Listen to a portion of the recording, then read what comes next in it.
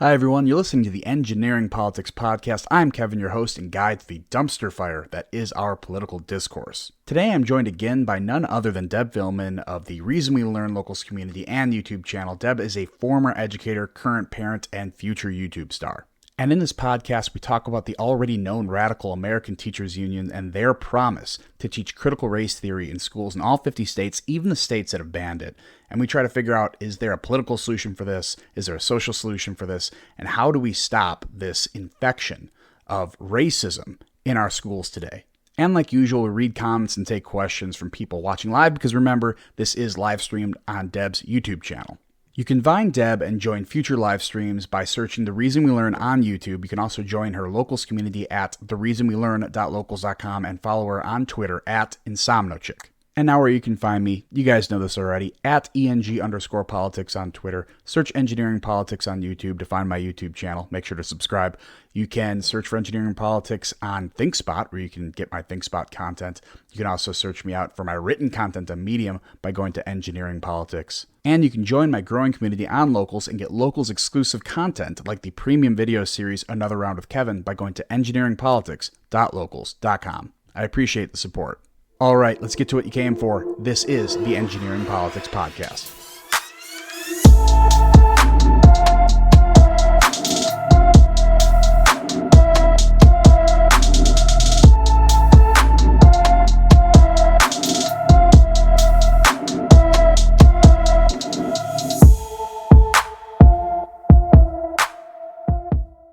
Showtime, Kevin. We're live. Are you ready? We're ready. All right, we're live. Welcome, everyone, to Location, The Reason We Learn, but this is the Engineering Reason podcast and live stream. I'm here, your host, Deb Fillman, with my co-host, Kevin from Engineering Politics. Hey, how you guys doing? Glad you're here.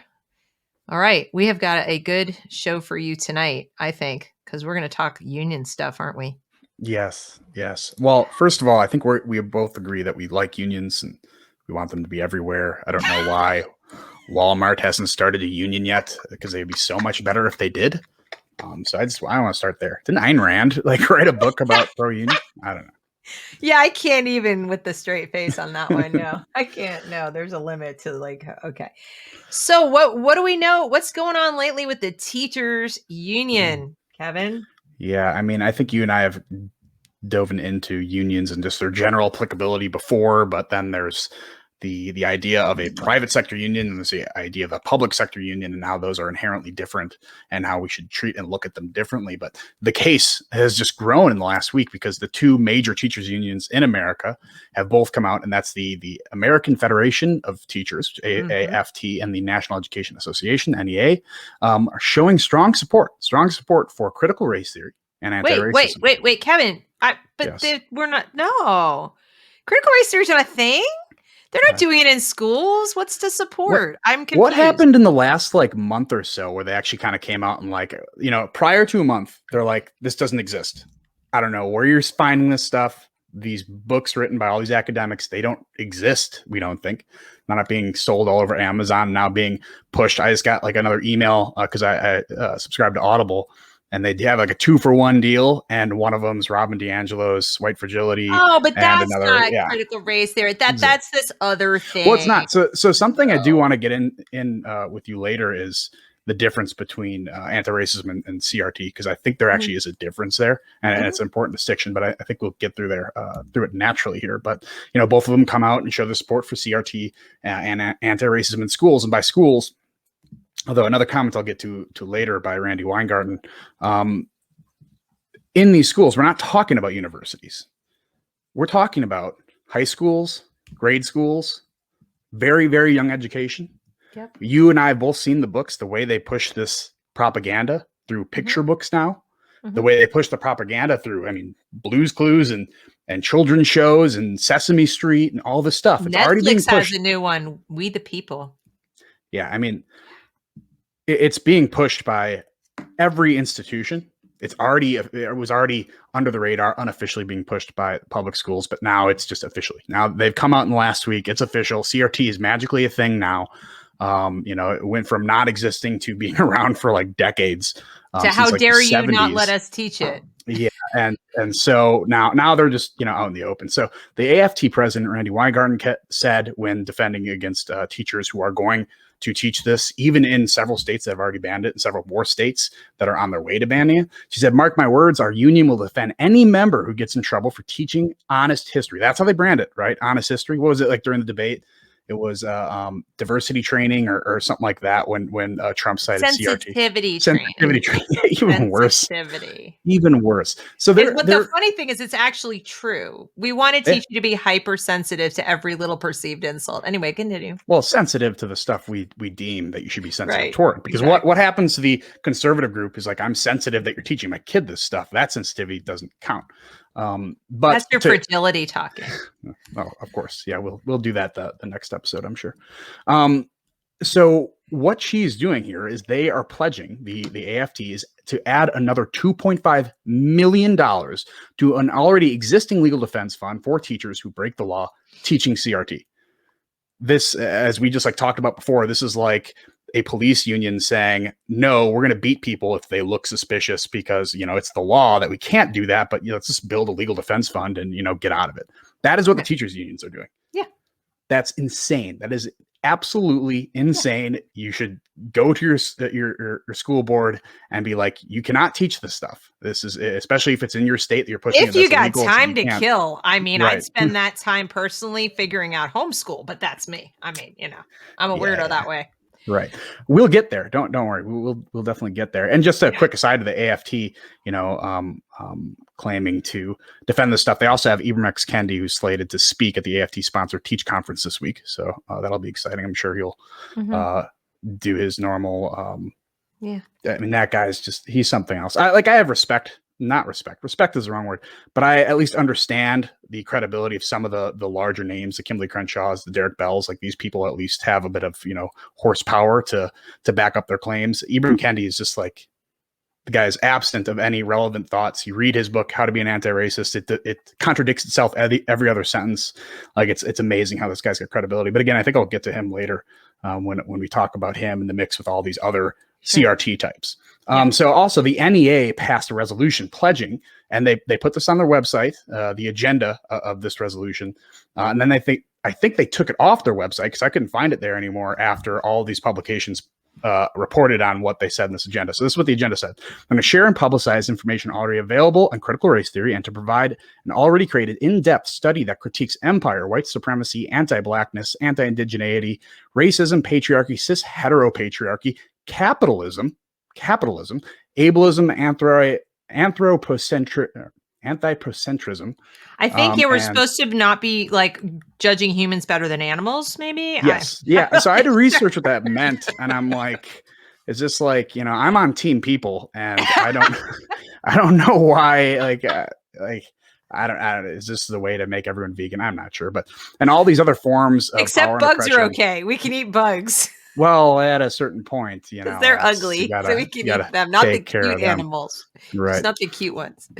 But they consider all these forms of power and oppression that intersect in our society. Right. And when you go through that list, I hate white supremacy. I hate anti-blackness. I hate racism. When the patriarchy exists, I kind of hate that too. I guess how you define it.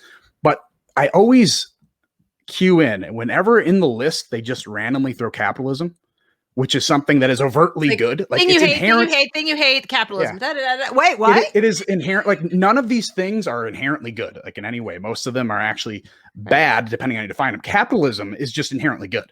It's the reason we got here. The reason the NEA built a website is because of capitalism. Half these people are reading this on their iPhone and are like, yeah, take down that, research that capitalism. It's been putting everyone down.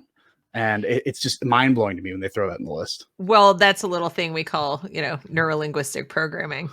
Yeah. So they don't do anything by accident. Everything they do is intentional. When I say they, of course, the people who are trying to manipulate you using words, and the union's no different. So everything they just listed there, as you said, is designed to trigger you on, to say, yeah, yeah, yeah. And you just maybe didn't notice that capitalism was thrown in. And unless you're a person who already hates it, in which case you're happy. So, it's just a way to reach a wide swath of people. And then to have the people who want to say, but wait a second, I kind of like that capitalism thing. And then they'll tell you that it's tied to all that other stuff you just said you hated. What's the intersection word? Right. And now they're going to make you defend it as if defending it is defending all those other things, because they put it it's on our list. Yeah, but it doesn't belong on our, but it's on our list. So if you like it, that means you must like these other things because it's intersectional. See? Oh yeah. So it's all very clever gamesmanship, and unfortunately, a lot of people are falling for it, and I'm realizing that more and more people than I ever thought possible are mostly motivated by what other people think of them. Mysterious other people, like other people they might not even like or respect or care about, but for some reason other people thinking I'm a good person by somebody's definition. And it's really not new. I mean, what motivated every other, like let's say panic or hysteria? It's all the same thing. Human beings, I guess, are sort of hardwired to do this. And this is just, I guess, our turn, for this generation. But it's very scary to me because kids are caught in the balance. And we're caught in the battle. I don't want to die. Like, I don't want people to come to my door and take my stuff and, that kind of thing. But at the same time, it makes me angry because I feel like we were tasked, every subsequent generation from 1776 on, tasked with preserving liberty, and we failed. We just straight up failed. And when I think about how long people have seen this coming, it makes me mad. It makes me really angry because I feel like I can't give to my kids what I believe is their birthright, and their birthright is liberty. Yeah. Did you have a chance to watch that interview with Jordan Peterson and Yeonmi Park? Yep.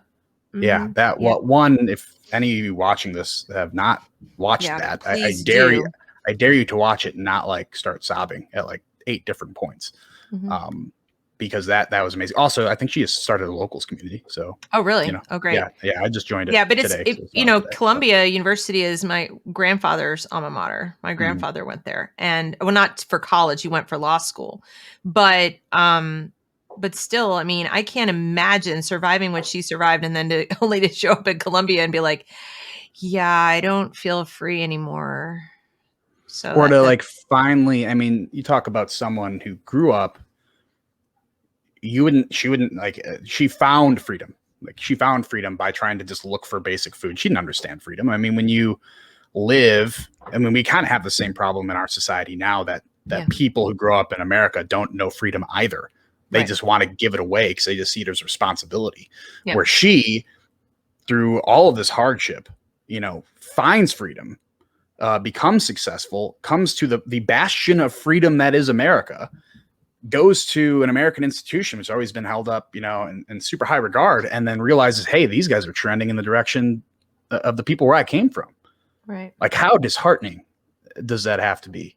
Right. And, these people trying to institutionalize this stuff in even lower education, because Randy Weingarten came out and her claim is that we don't teach CRT in the younger classes because it is it's a legal theory, so we're not going to teach it in there. But the anti-racism is just a derivation of CRT, so they're teaching it in there for sure. And do you want to talk about that for the audience at this point? Do you want to talk about how they're different or how they're the same? Or? Yeah. Well, okay. So unless you have any comments on that, no, but I mean, it's interesting because what Randy Weingarten is saying, and then what name escapes me, the NEA chick. What is her name? Something Pringle. Thank you. Becky Pringle. Yes. It's like they're saying different things in a way, because the NEA is much more hardcore right now on this and explicit as far as like, oh yeah, we're all in on this. We're just all in. And, Randy seems to be still trying to have it both ways. And I don't know if it's because she claims to be a history teacher or a social studies teacher. I don't know what she claims to be, but I think she's still kind of lagging behind by like a week in terms of her, enthusiastic support of, at every grade, at every level, we're doing this. She wants to defend teachers and she's still calling it true history. Whereas Pringle and the NEA are like calling it CRT. They're just straight up calling it that, and they're not making any distinction by grade. So that's the difference. In case anybody gets confused, these two major unions, NEA is bigger than the AFT. Together they, make a country, but a large country. And the other thing people don't necessarily realize is that when you join your a local state association, because these two unions are not necessarily the union in charge in every single state. And not every teacher association in every state has collective bargaining power. They're an association and they represent their members and they collect dues and they are lobbying and all these things, but they don't necessarily get a seat at the table to negotiate, contracts the same way. And so it doesn't mean they can't strike. It just means they have different power to leverage. But what a lot of people don't get is that notwithstanding, if you join your local association in many, many states, you are automatically also a member of the bigger union. They have an affiliation. And that means you have access to their trainings and access to a lot of their support and, all the kinds of material they want you to have, the sort of political stuff. And in some cases, they're even going after people in graduate school. So or in college, pre-service teachers. They're, getting them to join and if you join and you get this access to all these unions. So if you're under the impression that you don't have a teachers union in your state, you're wrong. You do. It's just called a teacher association. And just because they don't have collective bargaining power doesn't mean you don't have a union. You do have a union. There's not a state that I know of that is literally teacher union free where the teachers are all independent contractors. It's just, they may be in terms of who hires them, but they have an association lobbying for them and helping to put people in the school board and helping to make sure the governor knows who to pick to be on the Board of Education and so forth. So they have a lot of political power, no matter what state you're in. Okay. So I just want to make sure everybody understands that, because I have people coming at me going, we don't have a teachers union in my state. I'm like, yeah, you do. So there's that. That was all I had to add to the education about how unions work. Yeah, I know probably compared to you relatively little about how the intricacies of the actual teachers unions and how they operate. But just to add a little aside onto what I believe it's the NEA is doing, they're also investing hundreds of thousands of dollars in what's effectively going to be political opposition research against the people who are trying to expose them for CRT. Right. And they've already been very effective. I want the audience to understand this, that even before they've spent a nickel directly focusing on this opposition research and, marketing or whatever, just by virtue of the fact that the mainstream media is sort of in the tank for the unions, the current administration is very tight with the unions, just because of those things, they have set the narrative, dominated the, sort of airtime with the narrative that the only people opposed to critical race theory or any of its offshoots, critical pedagogy in general, in our K-12 institutions or state schools, state colleges and universities, are right-wing, hard-leaning conservative propagandists who are being sneaky and lying. They're attributing a lot of malice to it, that it's purely political and it's purely right-wing, extremism. So they're not just saying only Republicans oppose it. They're not just saying only right-wing people oppose it. They're saying, everybody who opposes it is effectively evil, a really, really bad person who is a sneaky, lying, underhanded, nasty racist who just wants American children to be denied the truth. And it's working.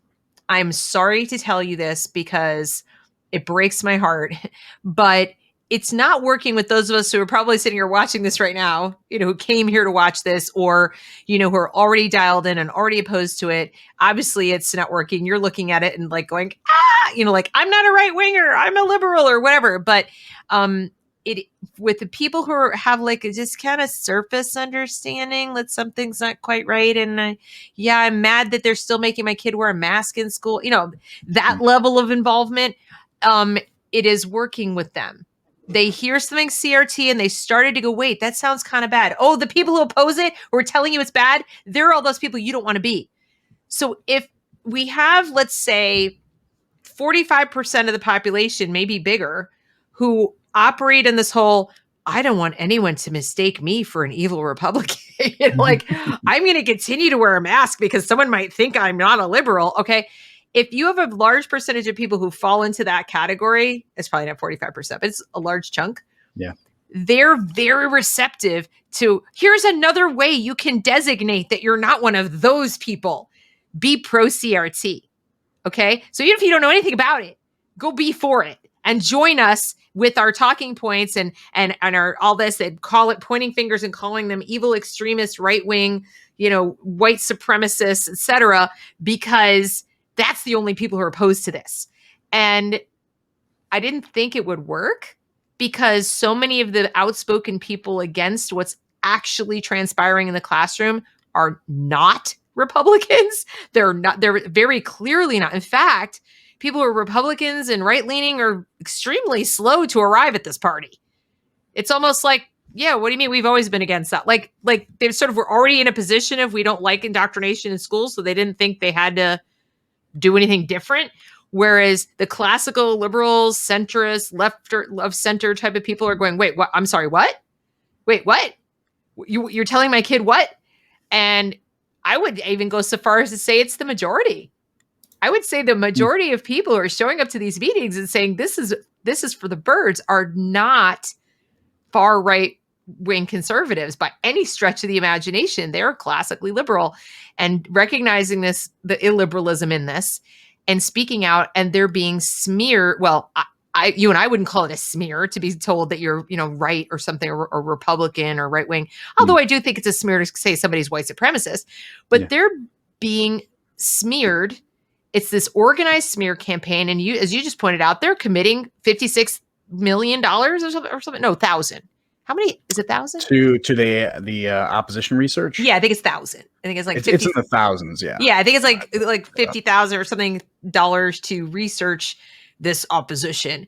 And the rhetoric is that it's an organized campaign by bad people. And that's it. Yeah.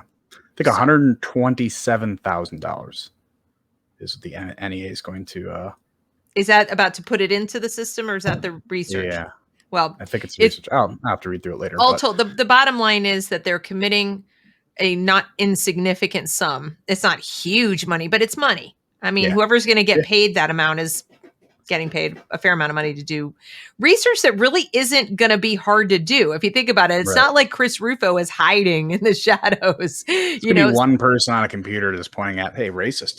That's all it is. It's really just paying a bunch of trolls. In my opinion, what they're going to call research, since it all is out in the open, is going to be a bunch of people to go on social media and sit there and get videos, whatever, and then make memes and do all kinds of things to frame. It's all going to be a framing project where they frame Chris Rufo and James Lindsay and, who knows, maybe people like me, I don't know, frame us as like the worst, most evil people and, whatever. So, and then it's it's already working to a certain degree on people we need to reach, we need to wake up.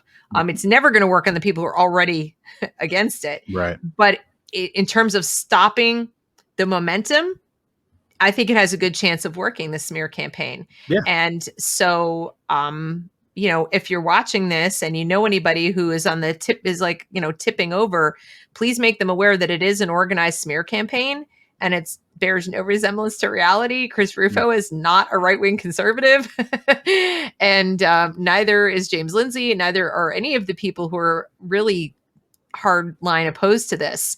They are classical liberals, and they make that abundantly clear in all their writing. All you have to do is go to the source. So even if you don't trust me or you don't trust Kevin, go to these people's websites, Chris or James or any of these people, and read their own writing. Read what they have to say. Don't take something directly from the union. Remember, the union has an agenda, and it's to continue to run the schools. And that's one last thing I want to say as far as union education is, people were telling me today on Twitter, oh, well, they don't really have that kind of power, or teachers don't have that kind of power. Yes, they do. They do, and here's why. They have deep pockets because they collect dues, and nobody is required to join the union anymore. That Supreme Court, made that very clear. But most people do. The vast majority of teachers, peer pressure, and a lot of other things do join the union. They pay their dues. Those dues become a giant, war chest for political lobbying. Okay. They don't actually do a great job of representing their teachers in terms of salary and things like that. They use most of the money for politics.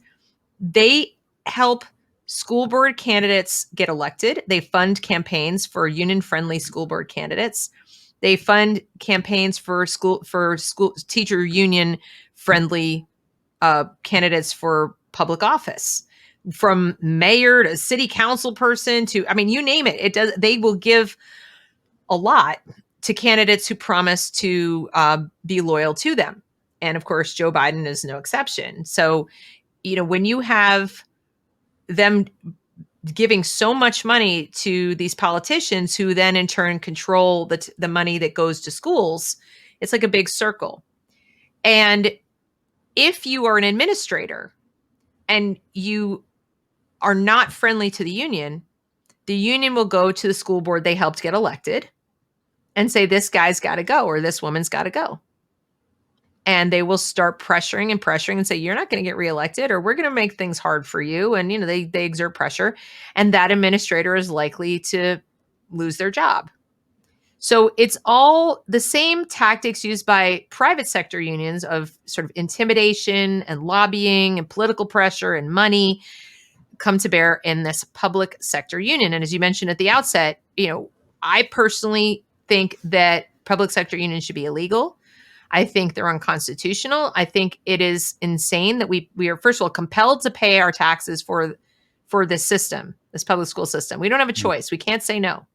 And then we pay the taxes to pay for, amongst other things, the teachers, their salaries, and they then take their money. The money's fungible. It's not like they have a separate little pot of money they got from somewhere else.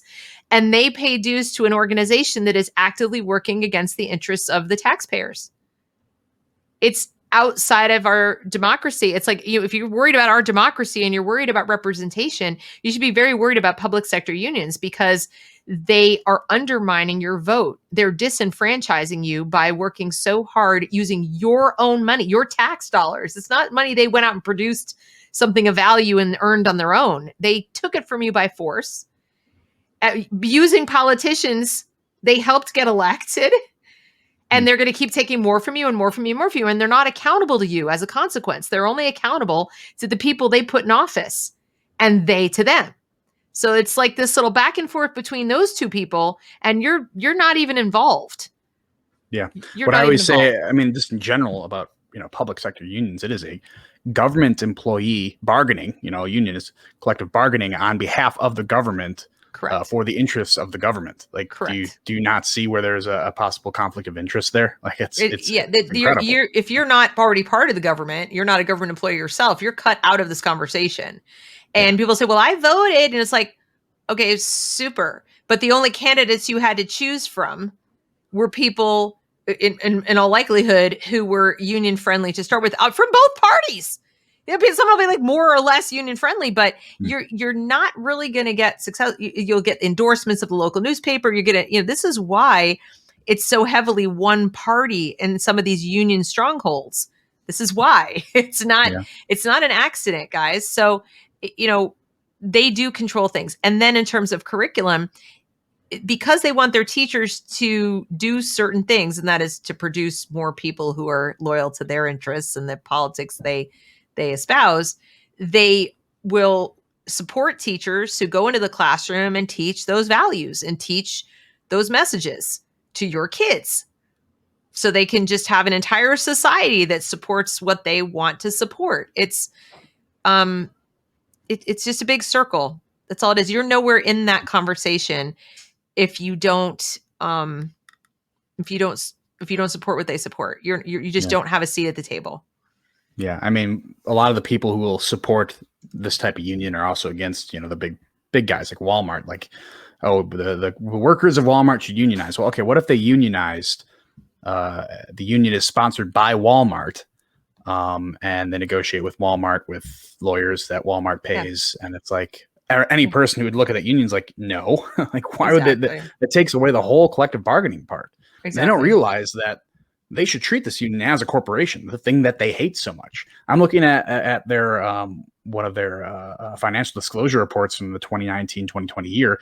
They took in $375 million in dues, and that is tax-free. That is tax-free dues. Yep. And then they also pulled out another like $209 million in selling its stocks and securities. And, they are able to get tax exemption status for like property taxes in District of Columbia because they worked that out with them.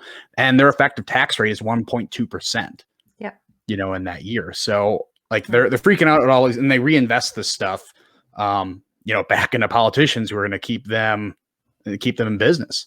Right. Like the extreme conflict of interest and just, again, the public sector union idea in general is incredible. But the teachers who are teaching your kids, I mean, even, people say that they think of the average kindergarten teacher and like that person is not very powerful because they don't get paid a lot and maybe they're not as respected as many people would like them to be. They teach your kids. That's pretty damn powerful. That's right. They're the ones teaching your kids like 6 hours a day. Well, it just comes down to this. If I were a stay-at-home mom, homeschooling my kids, I'm there all day with them. Okay. I'm the person doing it. Am I not so very powerful? I'm not so very powerful with my kid. I don't have much influence, right? It's just, don't worry about what I'm saying to them. Don't worry about what I'm doing at home. It's, behind closed doors. Don't worry about that. So if you're going to say that I have a lot of power over what my kid thinks and does and so forth and so on. And I mean, that's what the teachers are saying. They're like, we needed, this somebody I saw on Twitter today who was responding to a father at a school board meeting was speaking out against a black father, in fact, speaking out against critical race theory. And this woman in James Lindsay's feed said, oh, well, he doesn't know what he's talking about. And I don't give an F what he, I don't give an F what he says and all this. And then I went to her feed to check out some other stuff she says. And she says, it's amazing to me that all of these, anti-CRT people think that we teachers are so powerful. And then in the next breath says, parents teach their kids some really stupid stuff at home. And, we need to undo that. And I'm like, you literally just contradicted yourself. So either you're so worried what parents are teaching at home when we got the kid for like 2 hours awake, maybe and on the weekends, you're so worried what we're teaching our kids, the stupid stuff that we're teaching them that you have to undo, but you're not powerful. You don't have this power to indoctrinate them. Give me a break. If anybody who spends a lot of time, anybody could be a babysitter. And I'll give you a case in point. I had a very religious, very devout Catholic babysitter when I was a little kid. And she spent a lot of time with us because I had a sort of a single dad. And, once my mom left, and she was there from the time, I got home from school, she fed us dinner, and my dad would take her home when he got home and so on. So, I spent hours with this woman, loved her. She was like the grandmother I didn't have living locally. And, she would teach me prayers. She would sit and teach me all kinds of Catholic stuff, right? A little Jewish kid. And to this day, if I lose something, I'm going around my house praying to St. Anthony to find it to this day. And I was in a body cast twice for a broken leg. And I had, if you've ever been in a cast for broken anything, you itch like crazy. I was dying. I'm like, oh, I can't stand it. And she's giving me she was Italian. So she's giving me this little pamphlet for somebody named Padre Pio. Mm-hmm. And she's having me read this prayer to this Catholic priest. And he was a saint or something. And I'm supposed to read it. And it's going to take the itching away. And I'm damned if it didn't do. Absolutely did. Probably because I was so concentrating so hard. I'm reading my little who knows? I don't know. I'm not Catholic. But the point is, I am Catholic and I endorse this. But what I'm saying to you is that this woman had a tremendous influence on me. And she was only spending a few hours a day, probably four days a week, maybe. And for, let's say, about 4 years, huge influence though. Like really, as far as my values, I mean, a good way, all good things. But as far as my values, as far as just even things I believed and, things I did, little rituals and so forth that I have to hit with me to this day. And I think it's crazy to think that the teachers don't have an influence. I mean, we send them to school because we assume they do, right? We want them to get your kid to do the homework or learn something or whatever. If you don't believe that the teacher has enough influence to get your kid to do what they're supposed to do in class, what's going on over there? So it's you don't parse that out. Well, I think you have a lot of influence to get my kid to sit still and listen and behave him or herself and be polite to other people and polite to you and learn the material, but not to appropriate your views or opinions. No, definitely. My kid has the ability to only this, but not that. I mean, come on. That's just even adults can't do that. So they do have a lot of power, regardless of what they're paid. They have a lot of power over your child's time and your child's, experience all day long. And then, like I said, they claim to, because with critical race theory saying, oh, well, we need to center this and, do that and include this and diversify that, as if it has magical properties that when they do these things, all kinds of wonderful stuff will happen for your kid. You can't then turn around in the next breath and say, we don't have this kind of power. I don't know what you're talking about. Yeah, I mean, isn't that why this ideology of CRT and anti-racism is so attractive to them? Because I think it really falls in line with the way they look at the world. They believe that they can completely control what your children will do, say, and think. One of the tenets of CRT and anti-racism is, we see disparate outcomes. The right wingers are claiming because it's clearly has to be biological. It has to be like inherited biologically. And that's not what we say. We say it is culture. Yeah. Well, no, that's what they tell us. I'm told that's what I say. And I'm like, I don't, am I talking in my sleep? I don't know what's happening. But, what we mostly believe is culture has a lot to play in how people act and interact with the world. And they always call that, a dog whistle toward racism. They believe that culture is just a covert word for, that white people are better than people of color or something like that. So it's this, like, the disconnect between what is influencing your actions.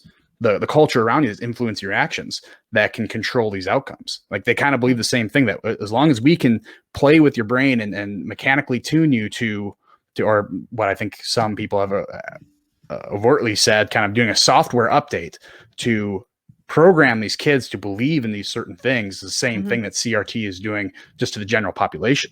And now in CRT, like, Robin Weingarten comes out, Randy, I always think Randy. I always think of the guy from South Park. Robin DiAngelo, Randy Weingarten. They might as well be the same person. Randy Marsh. And so she came out and said that, CRT, we're not teaching this to anyone outside of the university because it's just a legal studies thing, which is a good response to saying we're not teaching this bad stuff to your kids. We're only teaching it to lawyers and people who take care of the law. It's like, oh, that makes me feel so much better.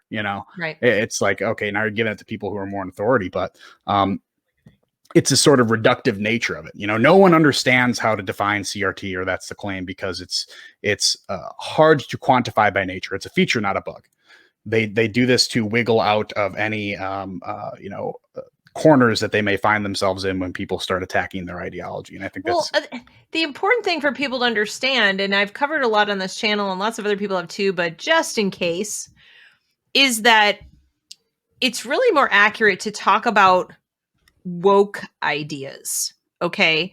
If you want to talk about it, critical race theory is just sort of one piece. It's sort of the racial branch of wokeism, if we're going to talk about a new kind of secular religion or whatever.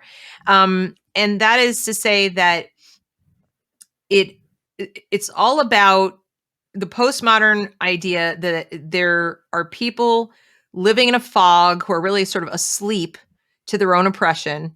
They don't understand that they're truly oppressed.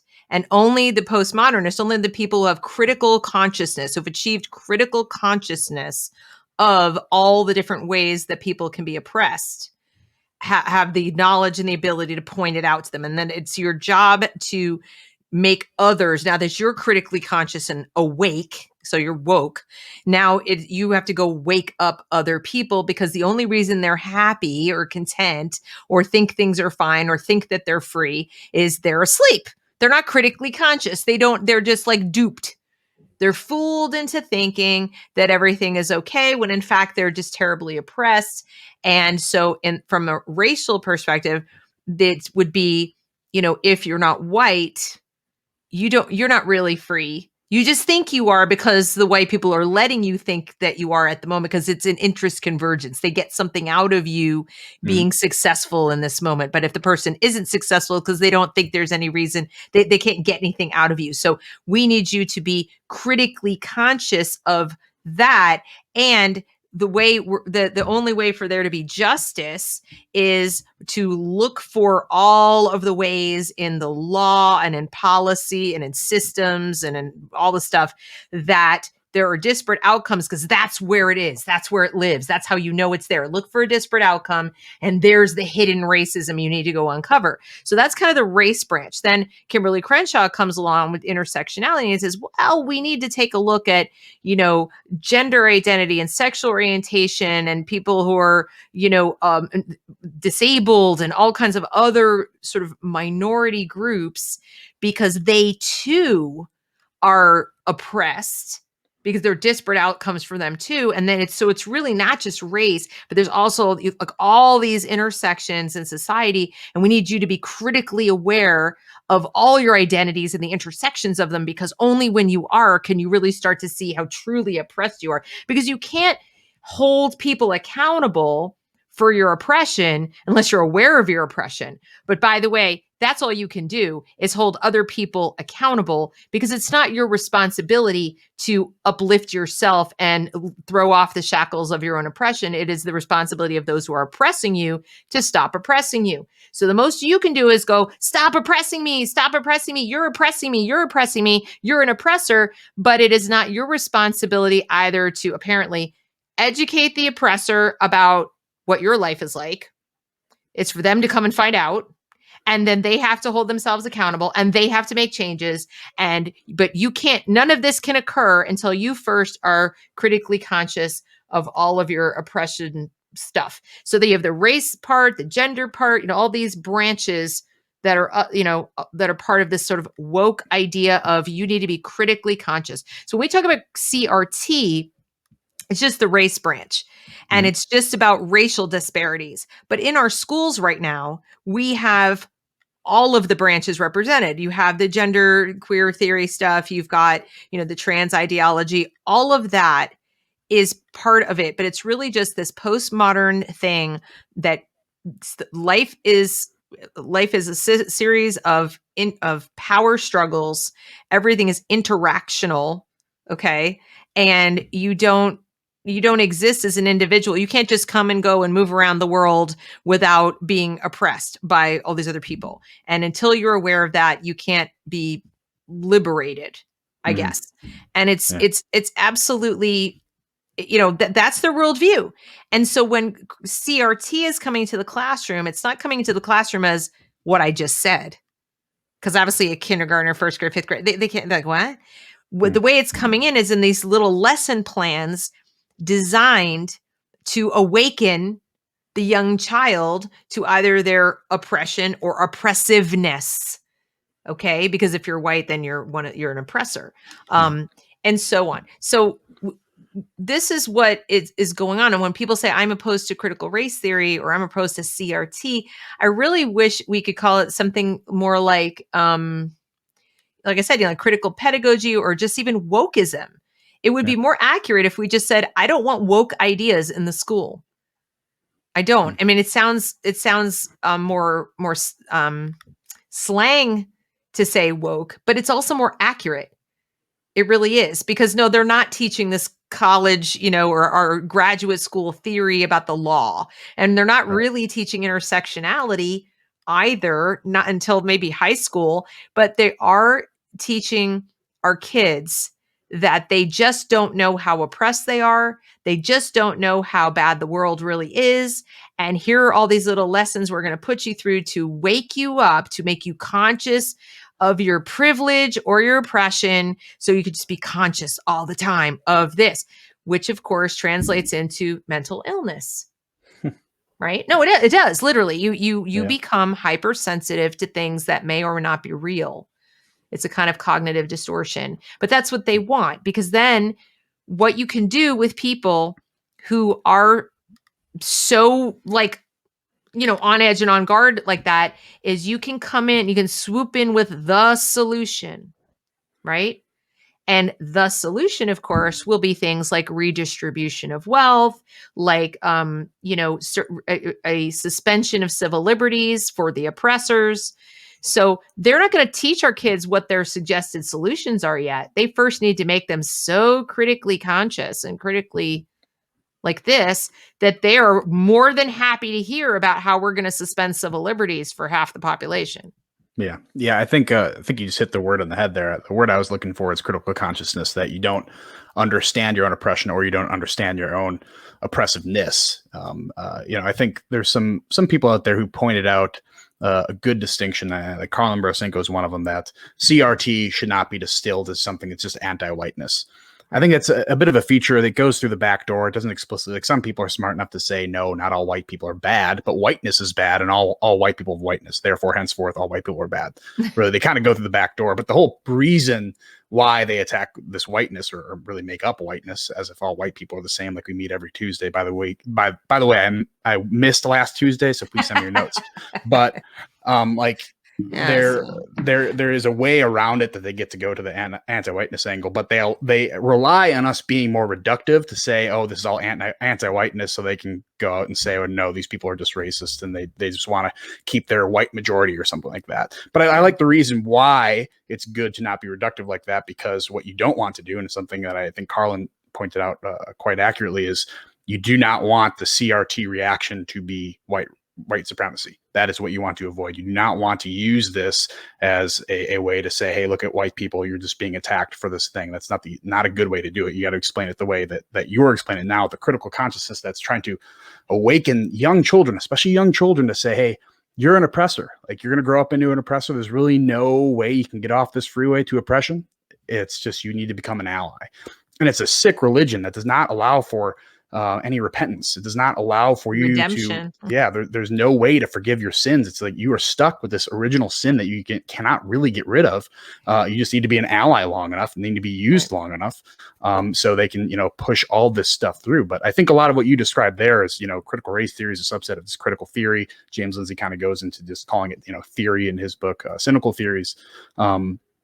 But there can be derivatives off of this critical race theory that, like you said, you can't teach proper critical race theory to children. They're not going to understand it. You can't read the stories of Derek Bell to these kids and have them understand all of the background information that they're talking about. So you need to distill it down. And that's where I think anti-racism comes in, right? I think a kindergartner could read Ibram Kendi's How to Be an Anti-Racist and understand it. They're probably smart enough to be like, that's stupid, but they can at least kind of understand it. The important thing for people to understand is, because it is so tempting when you see rhetoric, for example, in the lesson plans, or even just see it on Twitter, just people talking, or Mark Lamont Hill or whatever. When you see rhetoric that is explicitly white hating, okay, I'm not going to, use terms like anti-white, but I mean, it is, but point is they're being hateful. They're being explicitly racist against white people, and they're making no bones about it. So it's really tempting to go down that path and say that that's what it is. But it's really important for people to understand that, yes, of course it is. But it's more that it's anti-reality, because the reality of life is there's no such thing as whiteness. Okay. Phenotypically pale skin has nothing to do with culture, has nothing to do with, there are people in Bosnia, as an example, okay, or in parts of Eastern Europe, who look about as white as I am, but they're Muslim, as an example. Okay. And they do not share my culture. They do not share your culture. We have very different viewpoints on a lot of things, but if you looked at them, they might be just as pale. Or people, for example, in, where's that place? Chechnya. Okay. They look as Aryan as the day is long, right? And, except they grow their beards, but they're Muslim. So it's just ludicrous to buy into this idea that there's even a thing as white culture or whiteness. In fact, there isn't really a specific Black culture. What we have is we have African American. Okay, so people, in other words, are descended from African descendant of slaves or ADOS or whatever they call it, that there is a culture that one could tie that is derived from those people. You have people who've come to the United States from African countries who have completely different cultural norms, right? And they're just because they look the same, they don't necessarily share the same culture or even values. So we got to stop buying into their terminology, and they use terms like Black culture and white culture and blackness and whiteness. It's false.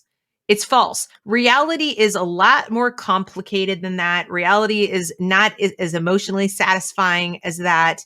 And I understand that when people are persecuted over time, it is a survival skill to attach to like a group. Jews did it. Different groups that have been persecuted over time have attached to it because it helps you survive. It helps you persevere. But it's not really great long term if what you want is to have equity. I mean, what you want is to live in a pluralistic society and have people just have it be race irrelevant, sort of color irrelevant. It's not color blind, it's just color irrelevant. Like, in terms of your success. It may be relevant to you. It may be something that, culture of your ancestors, culture of your family, things, rituals that you want to hand down and all those kinds of elements of culture. Then, of course, it's relevant to you. But what I'm talking about is in the society, in the legal framework and the institutions.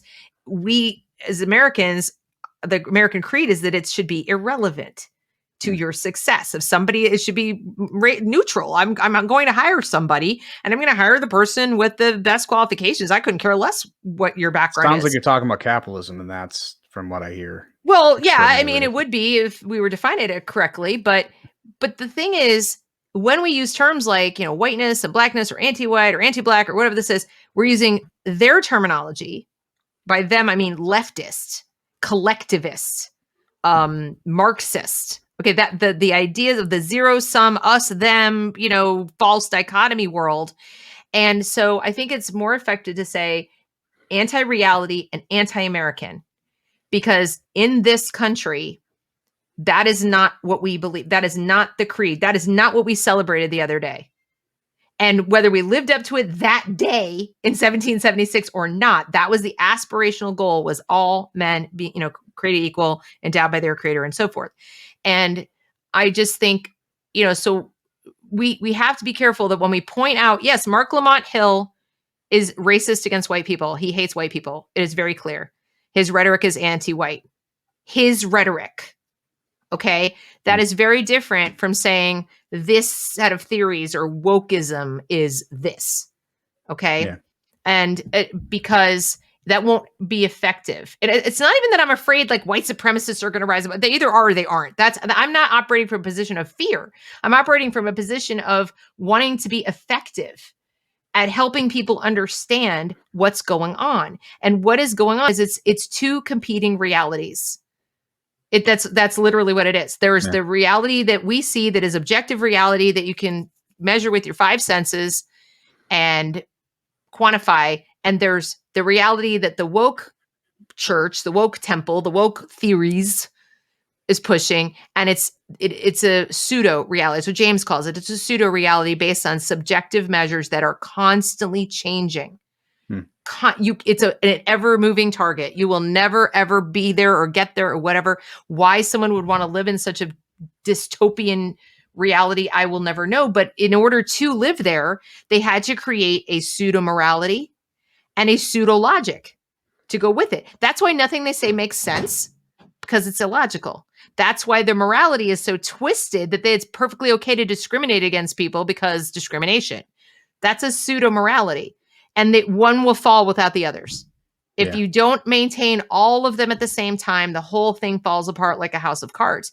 So I just would much prefer to call it what it is. It's a kind of psychopathy, mental illness. If you've ever felt like these people are ill, because they are. And I don't mean ill like the kind of mental illness where somebody is certifiable and they need to be put in a mental institution. That's not what I'm talking about. It's a twisted way of thinking that is not responding to reality. There are constructs that are operating up here that don't match with what you can see and touch and feel and hear and all that.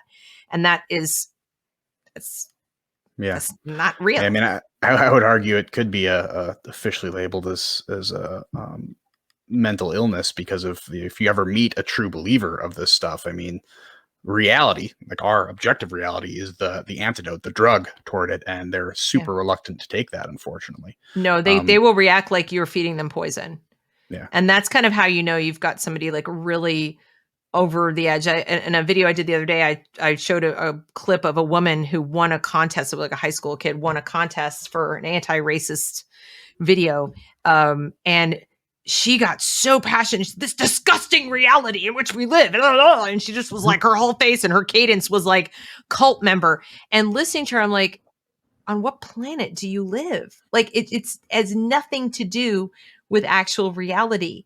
And there's no sense that these people have any awareness of the world outside their own head.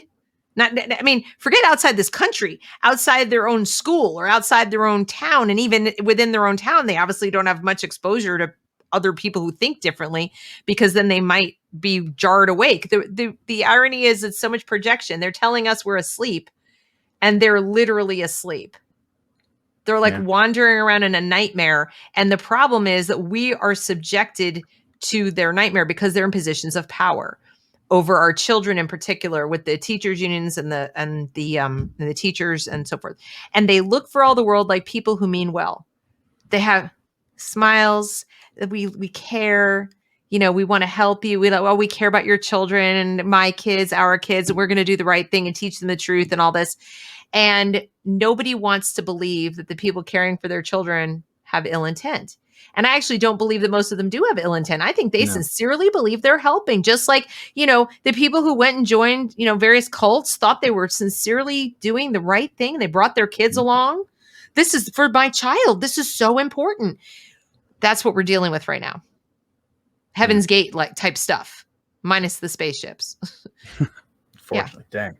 Yeah. I mean, I've been kind of reading up a little bit onto the background of some of this kind of reality building, because I think there was something that came out today or yesterday that like the Iowa school district released something that kind of showed what they were teaching these young kids, and one of the pieces was like why whiteness is the reason that police officers will shoot a black child but not even draw their gun at a white child or something like that. And that's because like reality building, because I mean, this is, if you teach young children, especially young children of color, because it disproportionately hurts them. I mean, that's why I don't know if I consider this anti-white, because you're disproportionately harming people of color, right, as opposed to white people. But imagine implementing this idea that a small young black child is going to go around with a police officer who's meant to protect them, has every intention of protecting them, but they can just draw a gun randomly on them at any minute and shoot them. And we know empirically this isn't true. Like the amount of, we have statistical data on our black people get shot is never over like 30 a year, which is still bad. But even considering that, just because you're unarmed, when you consider the millions of interactions, it's not even close. No. But this is a sort of reality building. You need people, like, this is the first step that a young person kind of wrap their head around. It's going to send them down the road to this ideology. And to reverse their track on that road is extraordinarily difficult. They need to have a really, come to Jesus moment, or they just need to see it, in front of them, being like, this is not how it is. It's, a kid like that needs to befriend a police officer to understand like what they're thinking in their head. It's like, no, I'm not. Here's the problem, though. Out. Yeah. They've gotten really good. The teachers unions, the purveyors of this garbage have gotten really good at inoculating children against people like us who would want to show them reality. And this is why I'm trying to get parents to understand that, no, you can't necessarily just have your kid come home and unindoctrinate them each day. Okay. Because while they're busy showing them this false reality, showing them data from one side and slanting it, telling them certain messages, they're also putting in there the message that, and anyone who tells you different is a racist. Anyone who tries to show you different data is like they project, has an agenda, is an evil white supremacist, wants to keep you asleep, wants to keep this hidden from you, doesn't want you to have power. So if they try to show you other stuff, don't look at it. It's bad. And it's really the same thing. Like I said, every cult, every, like even back when there were religious reformations where people, I don't mean reformation, but the kind where they like, where was a resurgence in fundamentalism, for example. One of the components of sort of a fundamentalist revival is anybody telling you different is the devil. Right? It's like, don't listen to anybody other than me because that's how you know the devil is talking to you. And that's pretty much what they're doing. They're casting anybody who challenges them to a child as the equivalent of Satan. And so your kid is then tasked with trying to figure out who's lying to them. Now they spend how many hours a day with the teacher? And how many hours a day with you? And do you even know at the end of the day that you need to do this? So maybe you don't figure it out till 6 months have gone by and you never challenged it. So maybe the kid even thinks you agree. And then you finally find out and you go, whoa, wait a minute. And you come on like, like a whatever, a battering ram. And you're like, no, this isn't true. Da, da, da. But your kid has had 6 months of anyone who tells you this, anyone who tells you that don't listen, and all the people who disagree. And they're also saying things to you, to kids that are not so subtle about how their parents and their parents' generation created these systems. These systems are bad because the people who came before you made them bad. Your parents included. It's implied. It's not always explicit, but it's implied. Now wait till they get to be adolescents and they're already rebelling. Yeah. High school kids, they're already rebelling. Yeah, I mean, so I read Faces at the Bottom of the Well by Derek Bell because I hate myself.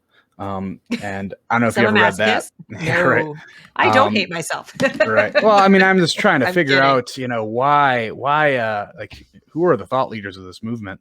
And Derek Bell's certainly one of them. What Derek Bell, does in this book is he writes these ideas in narrative form. This is not an explicit book like How to Be an Anti-Racist or The New Jim Crow or anything like that. It's a book in narrative form. And I think he takes that literally the religious, it's not a religious idea, but the Bible is so effective because it teaches lessons in narrative form. Correct. That is how we learn. This is why we're attracted to movies, TV shows. This is why we love those mediums, is because we can actually learn something a lot better through a narrative form than we can just being told a lesson.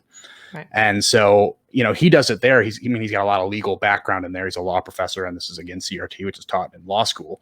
But one of the themes he pushes through there is that the system, because it was built by the West, built by racists, the system is going to be racist, even if there are no individual racists left.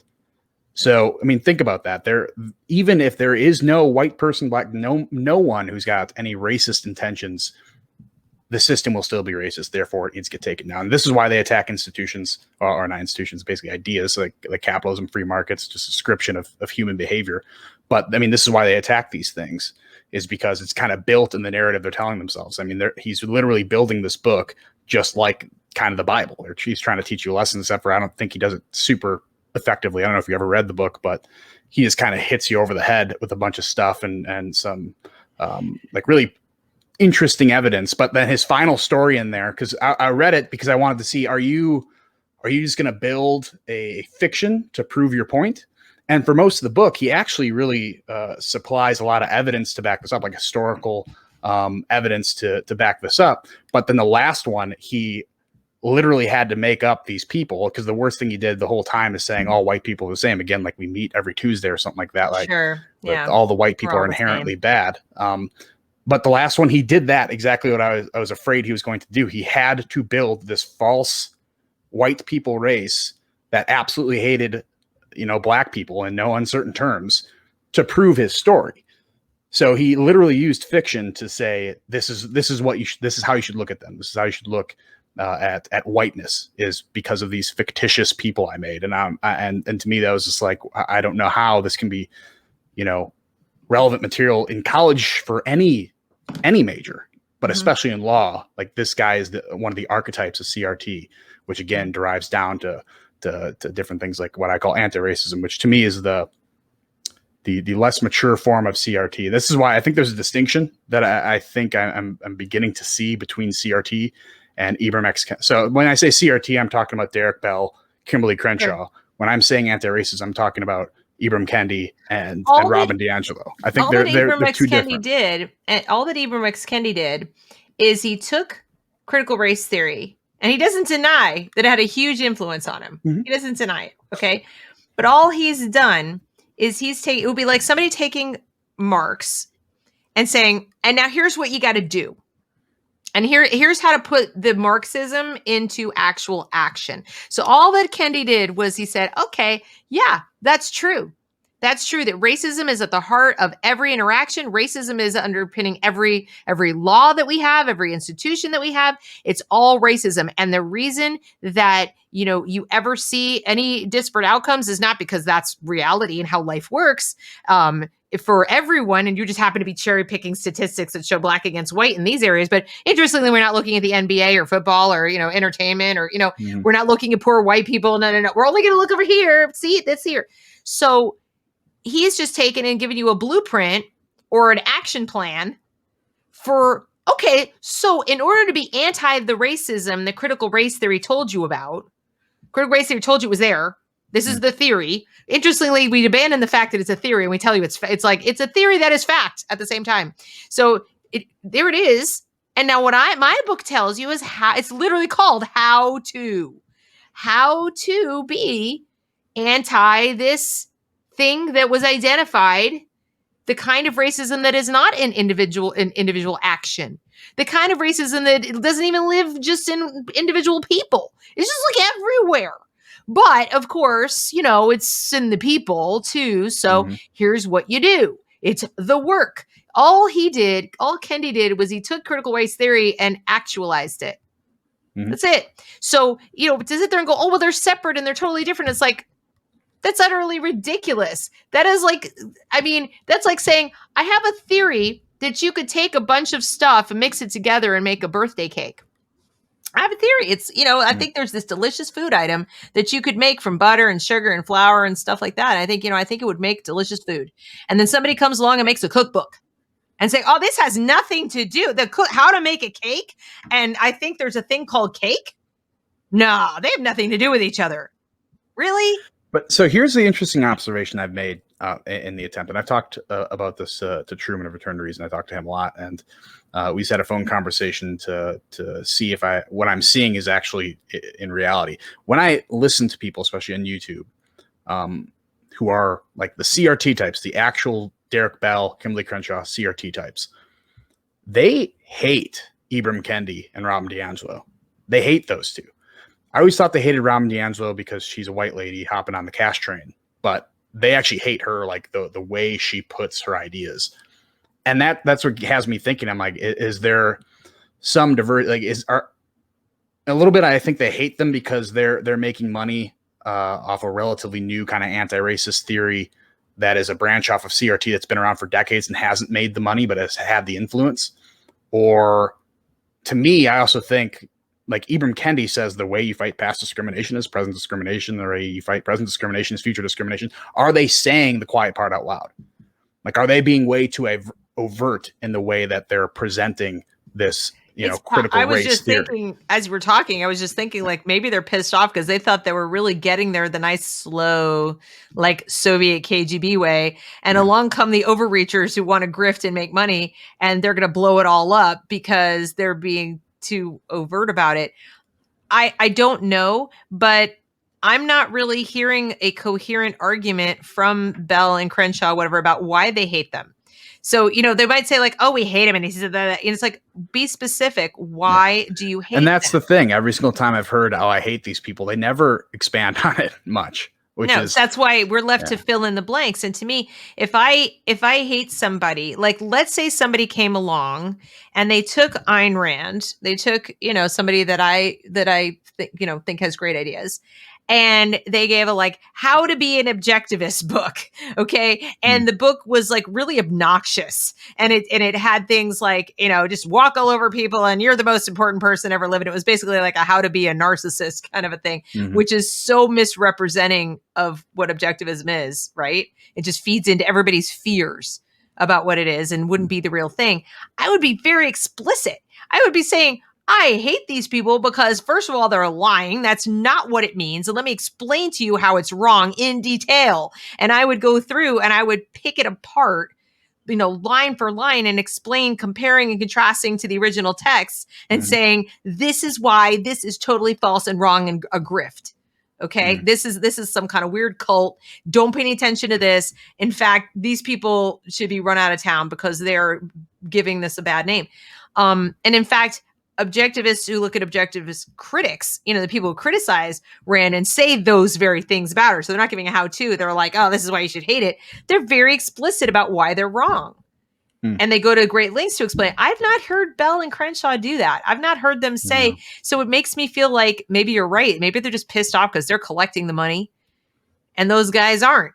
Yeah. But I mean, in a way, it really depends on what the strategy is. Like, to me, the Kendi type of anti-racism, they're playing the quantity game where they are trying to get as many normally young minds on this idea as they can, where the CRT, Derek Bells, Kimberly Crenshaws are playing the quality game. It's like, we don't need as many people to believe in this, but we need the very influential people, the lawyers, the people going through higher education. We need them to believe this. So they're just playing a very different game, I think, but there's definitely, and I'm interested to see how this manifests itself in the future, to see if there's some sort of fracturing within the CRT framework, within the CRT, if the CRT become the Catholic Church and these become all the other religions, or even in China, it's my understanding that there's still the CCP, right? Chinese Communist Party. But there are still real like hardline communists in China right now who are just appalled at how much capitalism is there. Okay. And they're just disgusted with the rise in the bourgeoisie and all this. And they are persecuted, ironically, within China, is my understanding, because they're too hardline.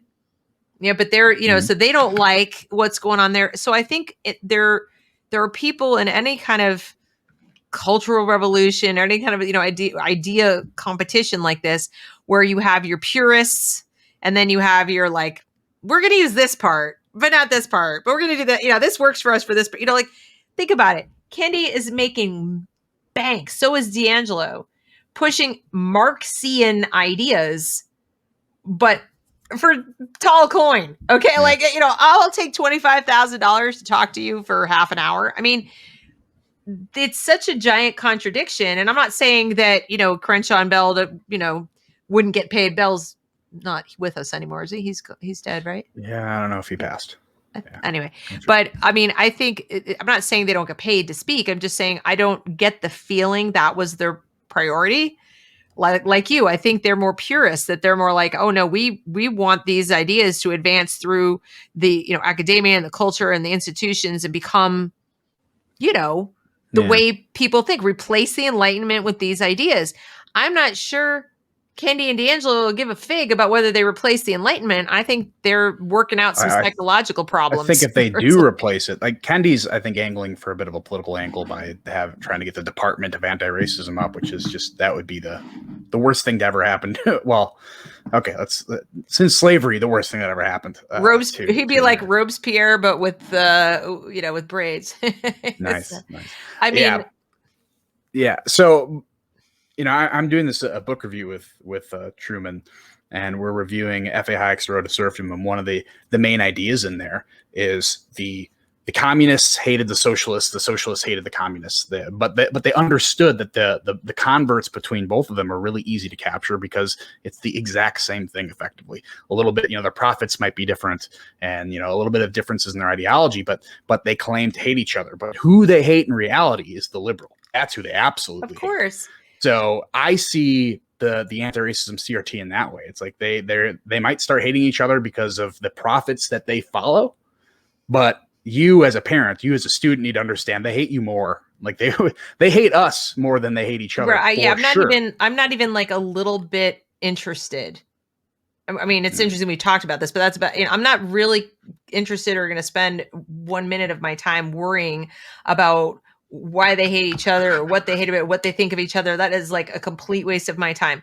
All I care about is how this is manifesting in our institutions and affecting us and our children and, our freedoms and so forth, because that's where the rubber meets the road. And when they can go have their internecine or, fights off in some academic, office somewhere. But we need to worry about what our kids are being taught. And as I said, the reason it's so effective is that they give you the counter argument with the argument. So you're already prepared when you go out into the world and meet someone who says, yeah, but that doesn't conform to reality. They say, oh, you're only saying that because fill in the blank. And it's apparently effective. I spoke with somebody tonight who's working on some stuff out in California for math instruction. And he said they've been talking to people who are otherwise liberal, like think of themselves as liberals, but they are pretty much bought in on the idea that the only people who oppose this are far right-wing extremists, conservatives, and that's what's blanketing everything, whether it's Facebook or the news or whatever, and trying to get people to look outside their typical messaging systems, whatever, wherever they're already looking is really tough. It's really hard to do. So, when we set up this conversation, we said one of the things we're going to talk about is there a political solution to this, right? Because they're claiming it's a political far right wing conspiracy theory plot, etc. Right? So and we know that the critical theorists say everything's political, everything's power struggle, and everything's political. But is it really? Now, our argument is no, it's not. Our argument is this isn't political for the people who are opposed to it. It's philosophical, it's cultural, it's and it, politics are there, but they're sort of downstream from all that other stuff. And this is the people opposed to it are really quite a diverse mix of people, politically speaking. And so what do you think? Do you think that those of us who make up this sort of unlikely coalition of different political views and so forth, but are united in being opposed to their ideas, is there a political solution for us? Can we just elect it away? Can we vote it away? Can we ban it away? Can we do things legislatively, politically to stop this or no? Because a lot of people think we can, obviously. Yeah. I'll say that the states who have gone through the effort of banning CRT in schools, the states who are going through the effort of banning it in schools, are taking a positive step forward, but they would be wholly wrong, as we've seen from the quotes from these major teachers unions, that that's not going to be enough. Right.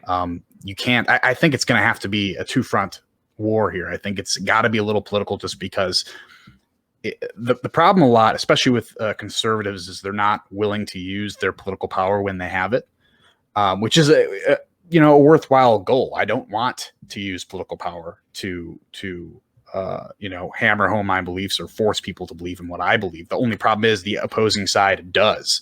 And when they get power, all they're going to do is do as much as they can when they're in power, and then they're out of power. It's going to be the ineffective conservatives who are not going to do anything against it. So you can't say that it cannot have a political solution at all. I don't think that's realistic. But you also can't say that, okay, we're going to vote the right politicians in, and then it's their job now. That's what they do. You can't do that. You cannot sit on your hands and wait for politicians to save your children from bad teachers. You have to be, active yourself in the culture, and it's fighting any way you can. And I don't know exactly what that looks like when doing it non-politically, other than trying to get information out there. But like you said, the people who are teaching this stuff are building an offense and a defense at the same time. They're not just saying, all right, believe in this, but we're not going to teach you any defenses to put up against it. They're going to use the defense that anyone who approaches you and says CRT might be a bad idea is undercover racist. That is hard to undoctrinate people who are going to have that belief system. Right. So to answer your question, I think you have to do both. I don't think you can ignore one or the other. You have to have a two-front solution there. I want to address this out of the blue. You described the fire in great detail while ignoring the cause and possible. So first of all, the cause is utterly irrelevant at this point. And we did discuss the cause. I'm not sure when you joined in, but okay. You are worse than the arsonist. You will discuss every fine point until the cows come home. No, not really.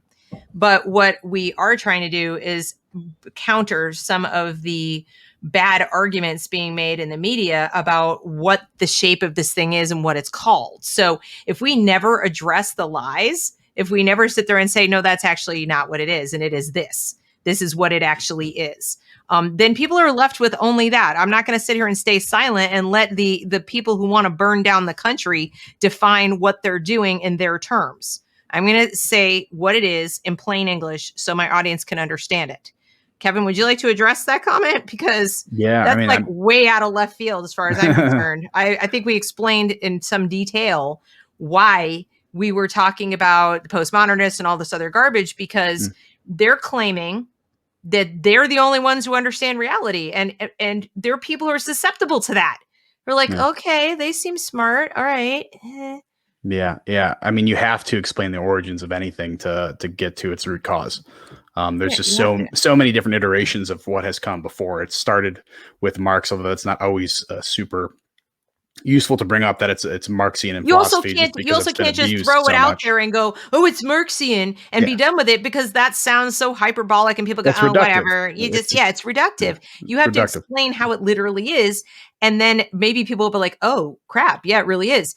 But as far as solutions, I'm all about solutions. I'm coming on here every day sitting there saying, you got to leave the schools, because no, there isn't. If you guys are coming here from this moment forward, if anybody watching this is coming here expecting me to tell you how to take back your schools, go find a different channel, because you can't, because they weren't yours to start with.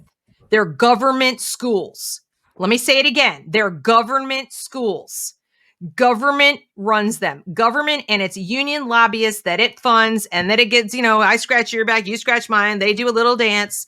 They are running the schools. They are deciding what your kids are learning. You can't take back that which was never yours. Your children are a marketable commodity for these people. They are tools. They are being used. You are being extorted. They're not yours to take back. If you want to take back something, take back your child.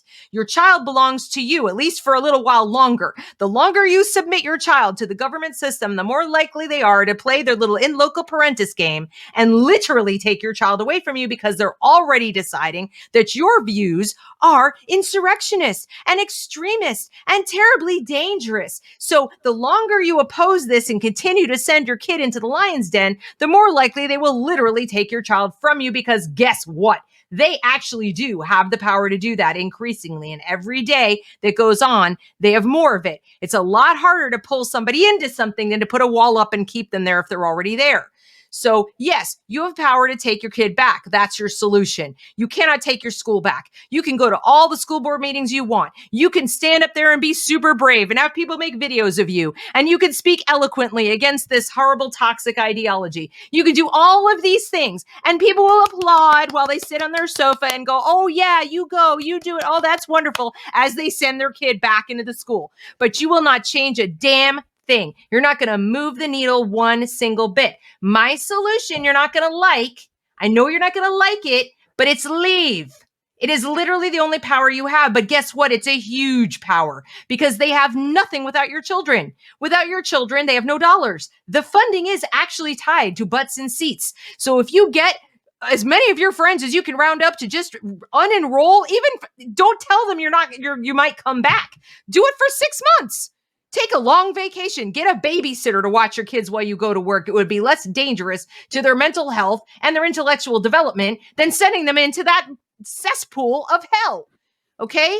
And when you do that and the money dries up and the politicians start biting their fingernails because you've made it abundantly clear you're not putting up with it anymore, suddenly you have power again. But as long as you're sending your kid into the system, what is their incentive to change? Nothing. Zero. So there's my solution. I know you don't like it. I know everybody writes to me and says, oh, you're attacking people and oh, this is terrible. Knock yourself out. Go use the solution. I don't use the schools. This isn't going to affect me as much as it affects you and your kids. But if you think it's hard to homeschool, try paying for shrink bills. Oh, never mind that. Try finding a shrink who isn't woke.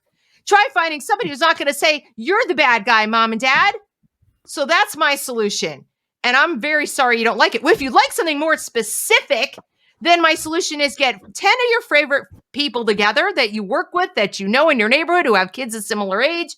Find somebody who can, stay home and run a curriculum. You can share the cost of the curriculum, pay that person $5 a kid per week.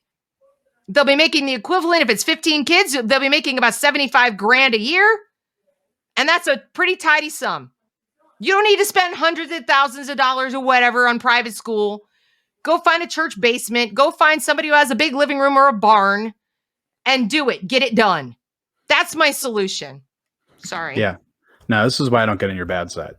But yeah, I'm tired exactly of it. Right. You don't have any solutions. You didn't tell us what to do. Well, excuse me. I'm also doing this for free. So, Yeah. Yeah. I don't know any way to find a solution without first talking through it first. So, yeah, I didn't really understand where that comment came from or why I was thrown in there. But, yeah, someone said on there, I addressed it. Yeah. There you go. Yeah. Someone said on there, I think Patrice Bake, did you miss the point of YouTube? Yeah. Well, what are you supposed to? You're talking on YouTube. Come on. Yeah. I mean, and like I said, I don't know who's coming here. I don't know what they know. I don't know what they've watched. I don't know if they've ever heard of James Lindsay. I don't know if they know what postmodernism is. I don't know if they care. But I'll tell you what is not going to work. It is not going to work to explain to people why wokeism is bad and critical race theory is a problem and all of this indoctrination is indoctrination. If you just jump right in and go, we got to solve this problem, they're going to be like, what problem? I know something's kind of not really right and everybody's complaining. People are not happy, but like, why are you guys sound crazy. And then when the teachers union goes on the TV and says, oh, these right-wing extremists that are the exact same people who stormed the Capitol, don't you know? They just are perpetuating this myth that we're hurting your children. So we have to explain it because we don't know who's showing up and where they are in this process. And unfortunately, I'm probably going to have to explain it another 100 times before everybody who comes here figures it out, because I only have 3,000 people who are subscribed to this channel. I don't know who the heck's watching. And for all I know, everybody here is here for the first time. So yeah, it's like, I don't know what people want us to do. I really don't. But I'll tell you what, Kevin, every day, not going to lie, every day I have this internal battle where I say to myself, I'm just going to not do it anymore. I'm just not going to do it anymore. Like, what is the point? What is the point? It's not working. Like they're winning. That's how I feel half the time. I'm like, I love to sew. I love to cook. And I have 3 beautiful children who need my attention. They're my children. It is not my business or problem to solve other people's problems. And that's my natural inclination, is just to be like, you're on your own. And I want to like go out and build a shade garden in my yard. I want to plant some vegetables. I would really like to like just live my life and read some books and just, put on blinders and not turn on the TV and never go on YouTube again and just hope I live through it all. Every day I have this battle with myself. And then I say, no, I will never forgive myself if I don't try to do something. So here I am being an idiot, being a masochist. Yeah. Got to do what you got to do. Whatever. But yeah, I so much of this is important to understanding why it's even worth fighting. I mean, you're not going to understand. Someone who just goes and says CRT is bad and stops there is not going to win over anyone. Is also not going to convince anyone else why it's worth fighting. Understanding what the actual ideology behind this and understanding what they're trying to do. Again, if just telling someone they're trying to create another reality is kind of scary enough to me, even if that reality is not as dark as the one that they're actually trying to create. Right. And so, yeah, if you care about your kids, the first thing you got to do is understand why to care about them and then know your next steps. Now, I can agree in some ways that there are too many people here talking about how bad things are. I'm specifically pointing at some Republicans and some more conservative commentators who are, all they do is make their money saying how bad this thing is, but they don't propose solutions. There's no action items at the end anywhere.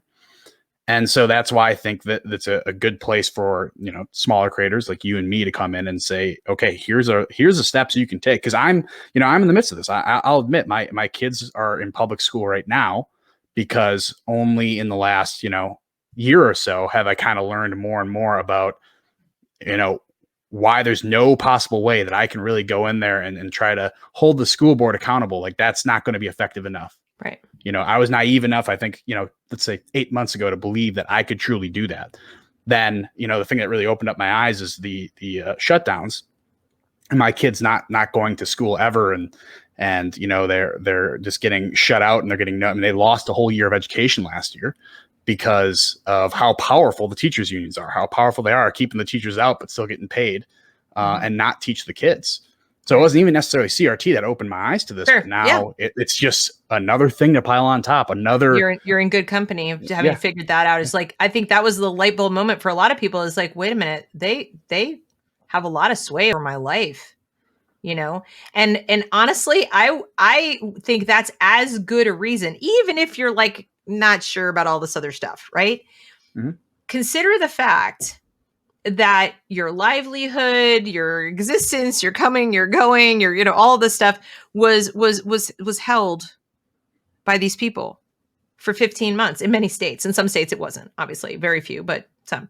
And to me, that's reason enough to sort of step back and consider your options and just say, hang on a second, if I want real stability in my life and my child's life and their learning, and so I want continuity, and maybe you have a child with special needs, so it's even more important, like, as far as making sure you have that like plan in place because they can't just adapt as easily, then that would be a good time to sort of take a step back and think about it and come up with an alternative solution.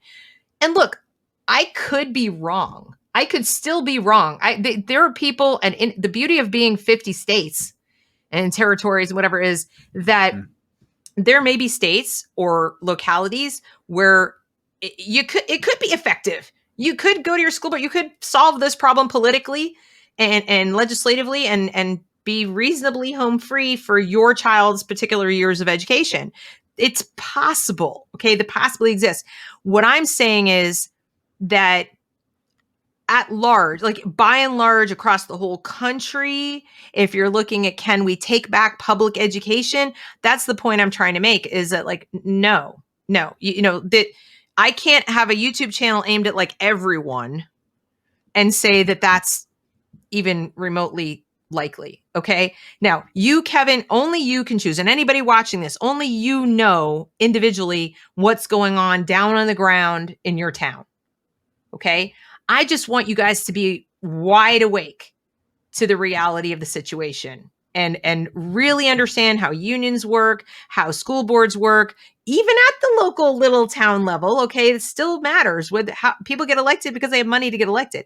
I want you to understand that then when you're educated and when you understand the mechanics of it all, then you can make an educated decision. Then you're not just sort of hoping.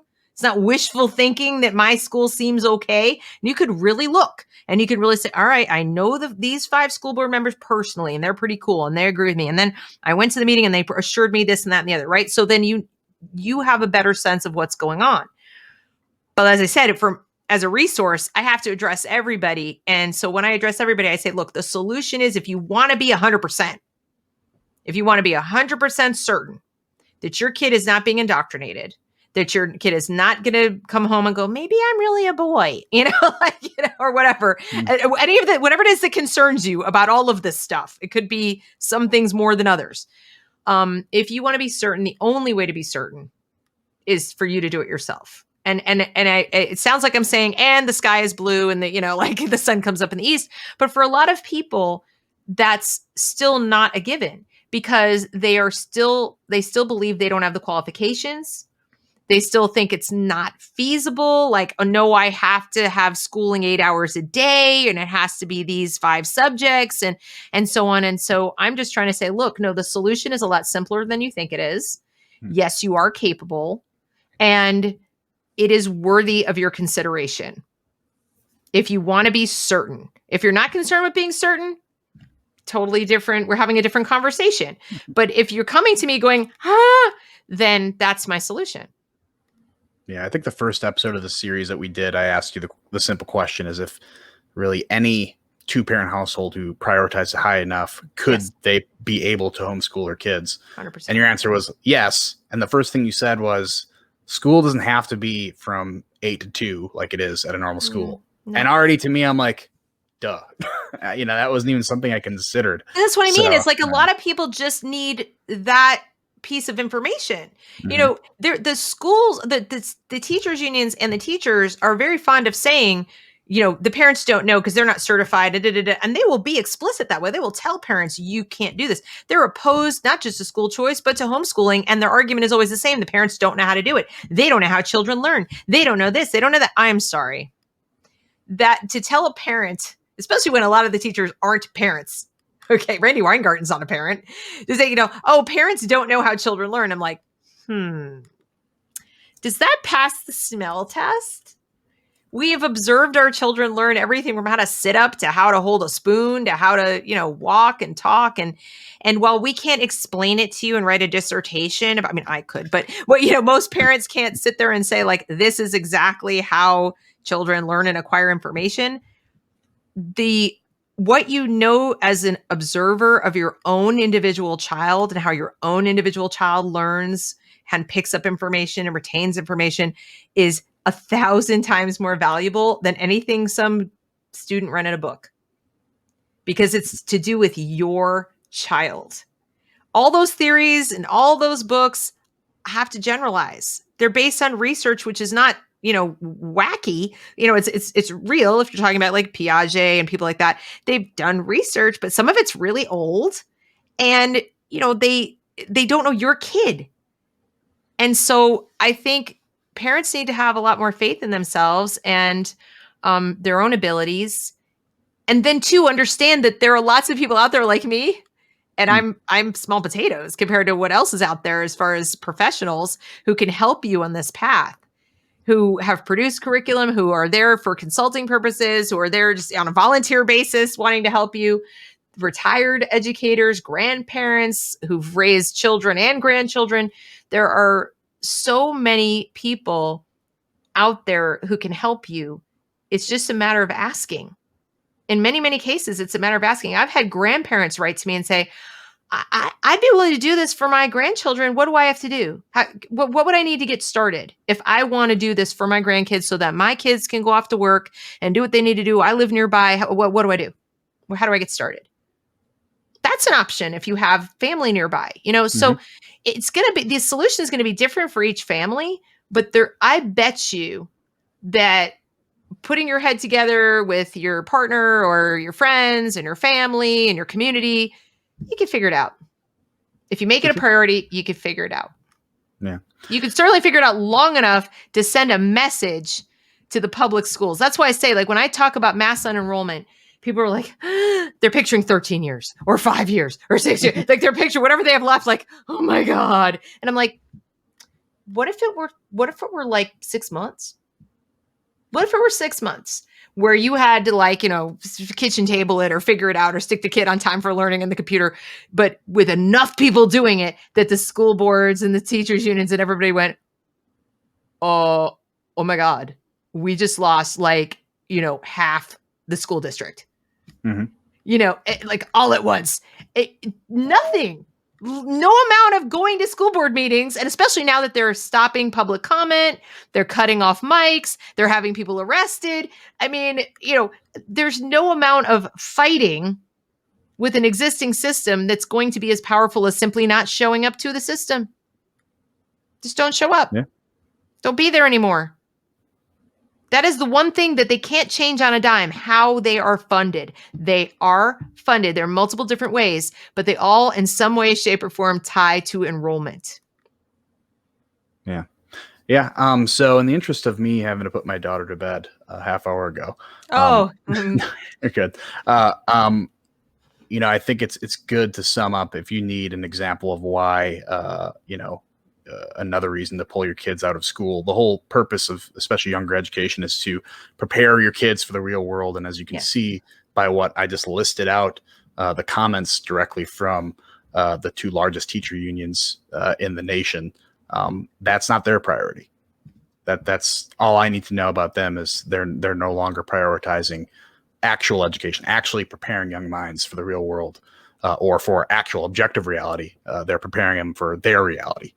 Well, that's I'm so glad you said that. And it's a great place to finish, because one of the things that came out when the NEA stuff came out that you pointed out is they also removed from their website a 2019 motion that failed. okay, which was to put learning number one. So in other words, that somebody had proposed, like, let's make learning and skills and whatever the number one priority of our union.